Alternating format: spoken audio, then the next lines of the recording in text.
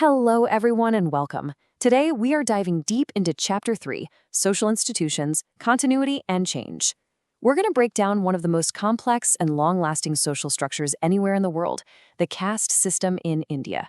We'll look at where it came from, how it's changed over time, and what it all means for us today. So let's get started. All right, let's kick things off with a big question, one that gets right to the heart of our topic. The caste system you see or hear about now, is it the exact same system that existed, say, 1,000 years ago? Now, you might think the answer is simple, but trust me, it's way more surprising than you think. And figuring this out is the key to understanding how these huge social institutions can both stick around for centuries and, at the same time, totally transform. So here's our game plan for this explainer. We're going to journey through the past and present of caste, and we'll break down its most important features. Then we'll see how colonialism completely changed the game, and we'll look at how caste works in modern India. And to wrap things up, we'll pay tribute to some of the incredible leaders who stood up and challenged the whole system. Okay, let's jump into our first section, caste, past, and present. Before we can understand the system, we've got to get a handle on where it all started and learn some of the key words that everyone uses. First off, where does that word caste even come from? Well, it's actually an English word that comes from the Portuguese word casta, which means something like pure breed. But, within India itself, the system is really understood through two very different ideas, Varna and Jati. So what's the deal with Varna and Jati? It's crucial to know the difference. Think of Varna as, well, the super simple four-part theoretical framework. It's the blueprint, right? You've got Brahmana, Kshatriya, Vaishya, and Shudra. But Jati is the reality on the ground. It's this incredibly complex web of thousands, and I mean thousands, of local communities and subcastes that people actually belong to. So if Varna is the big, neat theory, Jati is the messy, complicated, real-world practice. And here's something that might blow your mind. Way back in the late Vedic period, let's say between 900 and 500 BC, this whole Varna system wasn't nearly as rigid as it is today. People could actually move between the different categories. This totally goes against the modern idea that your caste is something you're stuck in from birth, forever. So if the system wasn't always so rigid, what happened? How did it become so strict over time? Well, let's dive into the defining features and the specific rules that eventually shaped the institution of caste as we know it. All right, there are 6 key things that really define the traditional caste system. First, and this is a big one, caste is decided by birth. You don't get to choose it. Second, there's a strict rule called endogamy, which means you have to marry someone from your own caste.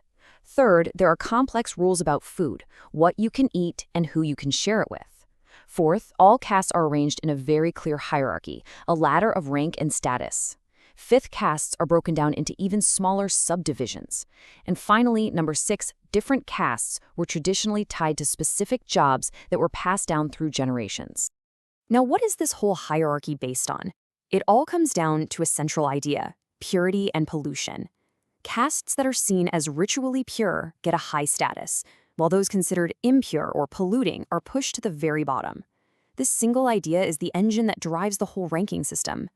Now we come to a massive turning point in our story. How did colonialism, especially British rule, affect this system that had been around for centuries? Let me tell you, the impact was absolutely huge. So, when the British started running things in India, they wanted to understand the people they were governing. And what was their favorite tool? Surveys and censuses. Starting in 1881, they held a massive census every 10 years. But the really big one was in 1901, led by a guy named Herbert Risley. For the first time ever, they tried to officially write down and rank every single caste in a social hierarchy. This whole project of counting and classifying eventually led to the 1935 Government of India Act, which created the official legal categories of scheduled castes and scheduled tribes. So what was the result of all this counting and ranking? Well, the British census didn't just describe the institution of caste, it fundamentally changed it. Identities that used to be a lot more flexible and local were suddenly written down in official documents, given a specific rank, and, well, they were frozen. The British attempt to understand caste actually ended up making it way more rigid than it had been before. Okay, so what happened after India gained independence in 1947? In this next section, we're going to explore the tricky role of caste in modern India. We'll look at what stayed the same and what's changed. Despite all the dreams of a modern casteless society, Caste has proven to be incredibly resilient.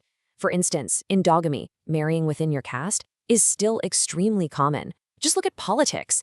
It's a huge factor in elections, with entire political parties built around caste identities, especially since the 1980s. Even in the professional world, getting a job can sometimes still depend on caste connections. And here's the kicker. While the new Indian state was officially committed to getting rid of caste, it often wasn't willing to make the really big economic changes that might have truly leveled the playing field. This quote really hits on something important. For a lot of people in the upper caste, urban, middle, and upper classes, caste has kind of become invisible. So why is that? Well, it's because they've benefited the most from the way things have developed since independence.